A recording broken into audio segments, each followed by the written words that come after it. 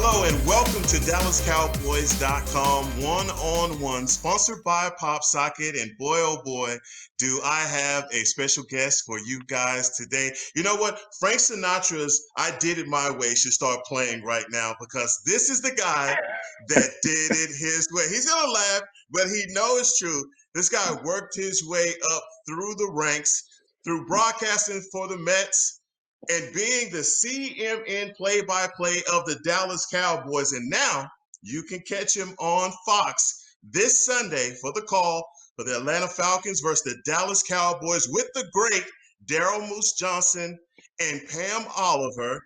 I have none other than the pride of William Patterson University, Mr. Kevin Burkhardt. How are you, sir? Hekma, I don't know how to live up to that. I mean, that's like the best introduction I think I've ever heard in my life. But I'm good, man. You know, it's a pleasure to be with you, and I'm just happy that football is back. You know, I mean, anything that could feel a little bit like normal these days, I'm all for. So it feels good to be back with the NFL. Absolutely, man. Now, did you, in your wildest dreams 4 months ago, did you think that this would actually be a reality?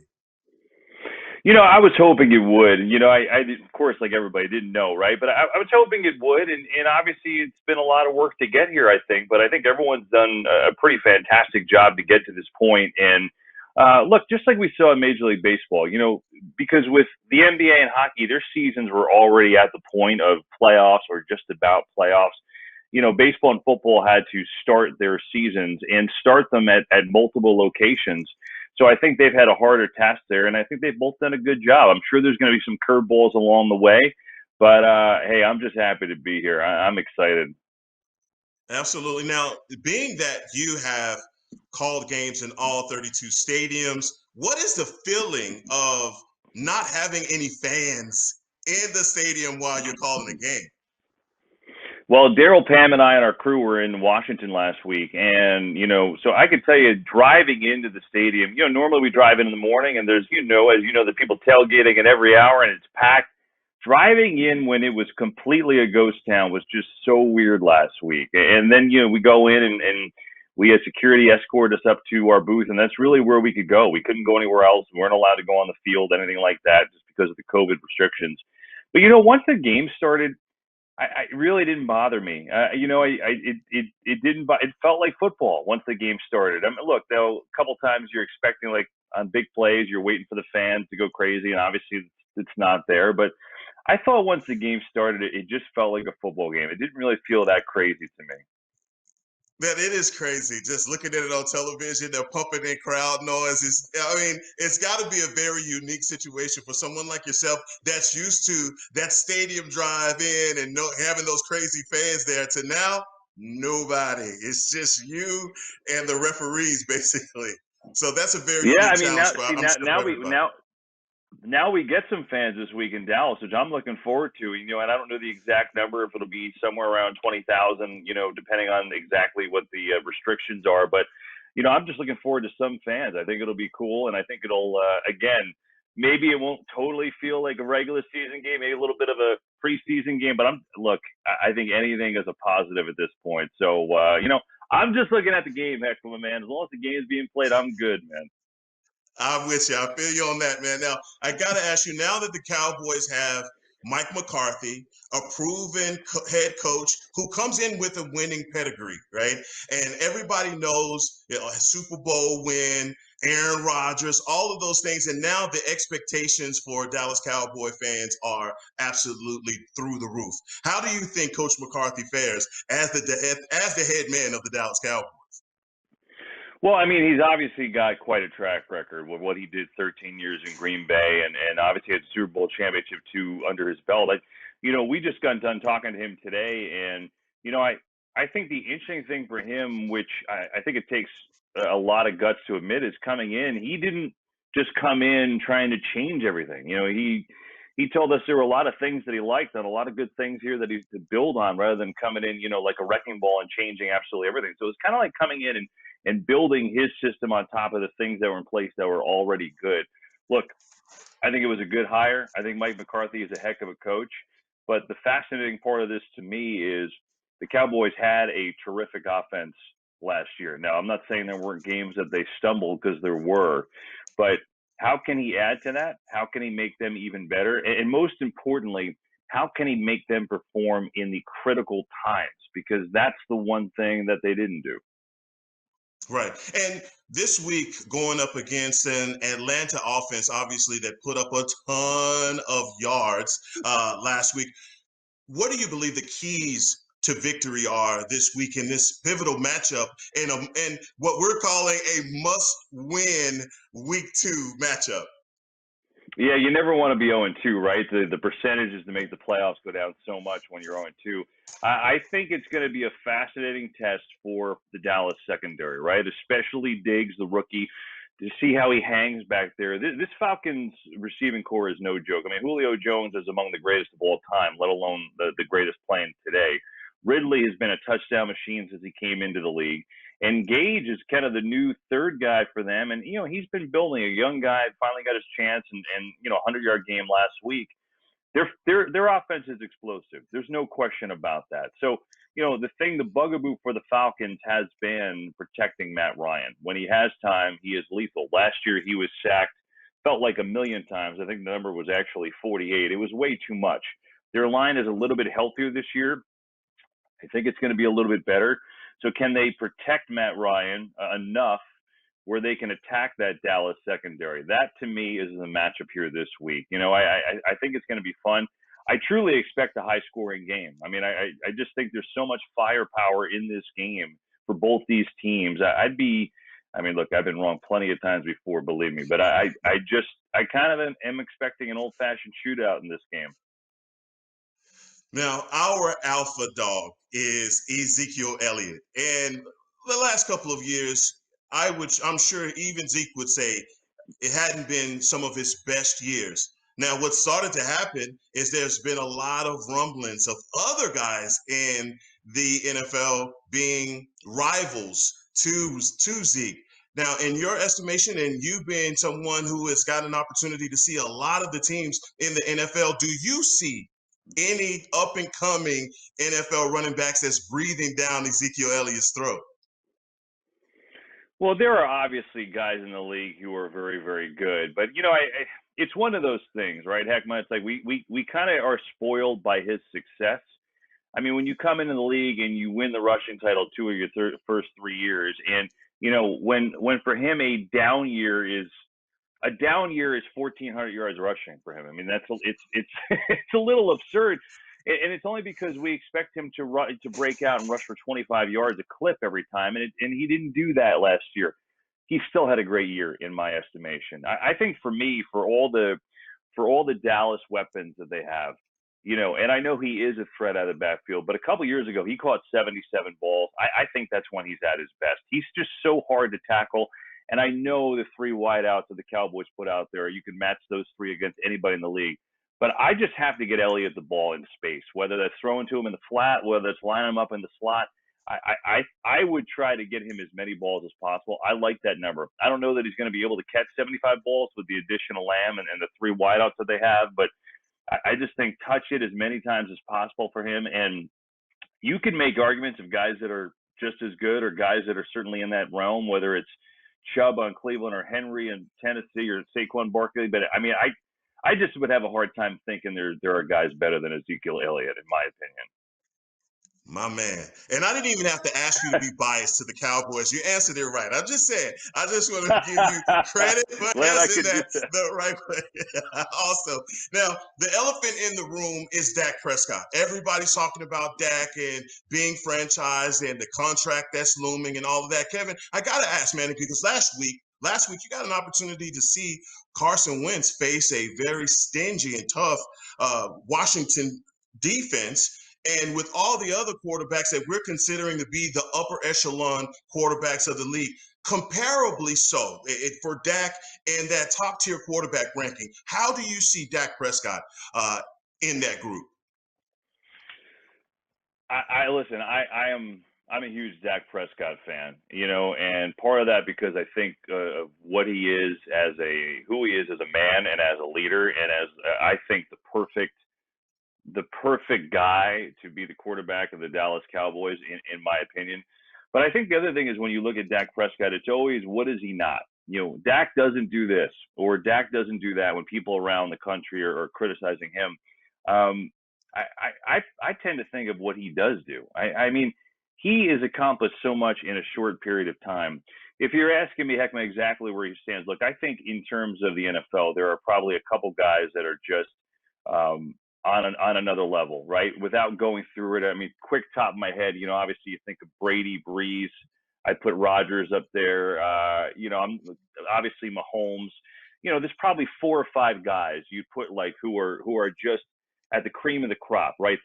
They're elite. They've won all those things. I think Dak, with a few other guys, are the very next level, whether you want to call that 1B or 2 or whatever it is. I think he's a great player. I think he's a great quarterback, and I think he's the perfect leader for the Dallas Cowboys. So I just think from a national window, it's always like, well, what, Dak doesn't do this, or he hasn't done this. He sure has done a lot. And I think there's even room to grow for him. And I just think he's the perfect leader for that team. I do. I mean, I've always been a fan. I think the way he handles himself in that role is so good. So he's right up there. Am I going to put him in the very, very tip top of the quarterbacks yet? I don't know that I'm ready to do that yet, but he's only 4 years in. I think he's still growing. Absolutely. Now, we have a success story brewing here in Dallas on the defense, and that's Mr. Aldon Smith. This guy, in his first game in a Cowboys uniform, played lights out. Now, obviously, with his history, and as you know, being out of the league for 5 years, coming back his first game having 12 tackles and a sack. In your mind, and just knowing the NFL the way that you do, have you ever seen anything like that? A guy coming back in his first game after a 5-year layoff and having 12 tackles, his first game back. I don't know how many guys I've seen come back after a 5-year layoff, let alone have 12 tackles. Exactly. Look, I think if you can't root for Aldon and what he did, it's just in terms of the human spirit, right? Being able to put his life together and get together, and the physical feat is incredible to me. Not being on an NFL field for that long and then getting yourself back in and able to do it like he never left. I mean, he was a physical marvel. 19 and a half sacks. He was an All-Pro. He was simply incredible before his life. He got into some trouble. He had some issues. We know that, suspensions, and all of it is incredible to me. I'm tell you what, just in terms of just coming back, just getting himself back on the right track. But I couldn't believe how much he played. I mean, to be in that kind of shape, to play as many snaps as he did, I thought was even just as impressive as everything else. And I also thought he was their best defensive player last week. So it is truly an incredible story. I think for him just to get back and be a contributor was the real story. If he somehow can be dominant like that and like he was before, in his heyday, the early first couple of years of the 49ers, I mean, oh my goodness, does that change things for the Cowboys? Now, I know that I can't ask you to pick anything because you're calling the game on Sunday, so it's against the rules. You can't do that. But being that you've been here in Dallas just to have a little fun, man, when you get here in the Metroplex, what are some of the first things you do once you get back in town? Well, see, now you're going to make me all jealous because I can't really do a lot of them now. That's what's going on.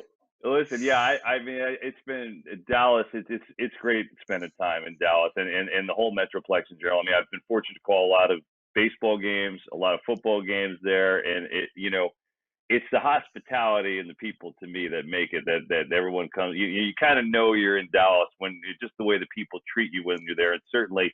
When we step into AT&T, it's just like you just get the big old hug, the big welcome. It feels so good to be there. So, I mean, I hate the fact that we're going to be there, and we're kind of we're not going to be able to do much, right? We can't go down the field, we can't really go and explore the town, and we're just going to kind of come in and do our business. So I'll shed a tear, and hopefully the next time we're back, maybe things will get a little bit better, and we can get past some of this COVID stuff that's just wrecking society right now. Man, absolutely, absolutely. Now, there's a part in this that I always like to have a little fun, just relax a little, let your hair down. Well, you can let yours down. I cannot let mine down, but we're going to have a little fun here. So, got to ask you something. If you could call a game, past, present, or future, in any sport, which game would that be? Oh my goodness. Picking a singular Mm-hmm. game of holy uh, that is a question I'd really have to think about for a long time. I mean, man, oh man, oh man. To me, I think so. I'll say this. I don't know if I have the singular game, but I grew up my house was a football house, right? Like we love football. My whole family loved football. So I grew up watching Pat Summerall and John Madden, and to me, having a chance to go back and do any of the big games they did, or sit next to them, or work with them at any point, is like that's why I got into this, right? Like because I wanted to be like them. So, I think anytime I could ever go back and call one of those old school NFL games, NFL playoff games, the rules were a little different. The game was a little different back then. I mean, I think that would be pretty cool. I'm disappointing you because I don't know that I could pick one game because I'm such a big NFL fan growing up. But I would say, take me back to and put me in any of those spots, I'd be in heaven. I just love football. All right. Well, I didn't want to that's why I said past, present, or future, any sports. Because I didn't know if you was going to pick any baseball World Series or anything like that. So I kind of set it up for you, but I'll go with the John Madden, Pat Summerall. I respect that. I'll say this, Hekma. I would, any back in the day old NFC East game, like, because that's what I grew up watching. I mean, those, and I'm not saying the rivalries aren't the same, but like you think about those days where Washington, Dallas, New York, and Philadelphia just were all good. And just like every game was just like, it was just physical. Yeah. Like put me in one of those and I'll do one of those. How about that? All right, we'll go with that. So let me ask you this. What do you think when I say Holston's ice cream?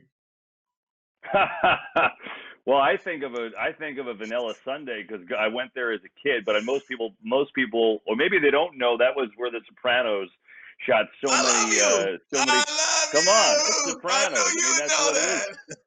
Of course, it's The Sopranos. That's where that Holston's was a place. But like that place was exactly as it appeared in the show, and that's how it was as a kid walking in. And by the way, that's how it was always looked. So, it's pretty cool. My folks still live in that town where I grew up, so it's pretty neat. I got you on that one.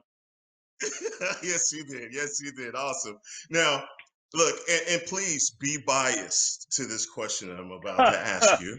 All right, and you've walked into many a stadium, but when you think about stadiums and you think about fan bases, what would you say would be your number, or who would you give the number one fan base to?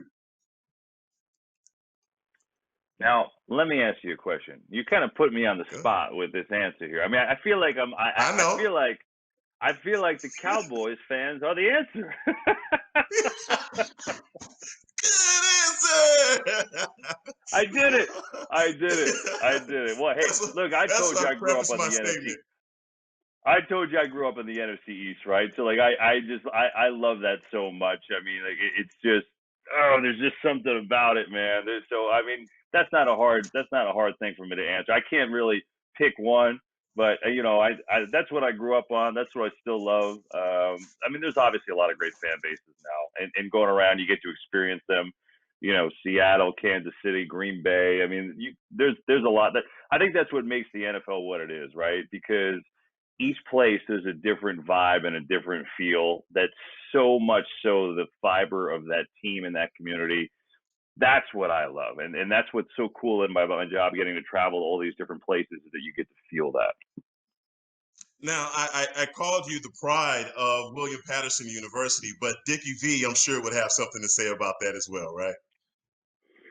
Hey, I'm just happy to be one of them. I'm a small school guy. I went to a Division III school, William Patterson, and I'm just, I take pride in that for those that, you don't have to go to the greatest school, or if you can't, or if your grades weren't good, or if you can't afford it, that, you can still kind of go on and hopefully do what you want to do in life, and just you make it out of it what you can, right? So I take a lot of pride in that. But yeah, there's been some good people at William Patterson. I've been fortunate to be one of them. have done my research, man. You like I met my wife on campus at the University of North Texas, and you met your wife at William Patterson University. So hey, man, there's always that good matchmaking chi on college universities, right? That's College it, right? campuses. Yeah, That's it. absolutely, absolutely. It's a good vibe. It's like, see, I knew we were on the same wavelength there. Right on, right on. Well, look, Kevin, I thank you so much for joining me and giving me this opportunity. Please tell the people where they can find you on social media. I know they can find you this Sunday on Fox, but your social media handle. Oh yeah, it's Kevin Burkhardt on Twitter, and it's Kev Burkhardt on Instagram, and I'm just looking forward to be down in Arlington for the game. I can't wait. So Hekma, it was fun, man. Thanks for having a little fun and joking around today. It's great being with you today. Man, thank you so much. You can catch Kevin at 12 o'clock on Fox on NFL. I'm Hekma Harrison with Talking Cowboys. Thank you for joining me on One-on-One, sponsored by PopSocket. We'll see you. This has been a production of DallasCowboys.com and the Dallas Cowboys Football Club. How about this, Cowboys? Yeah!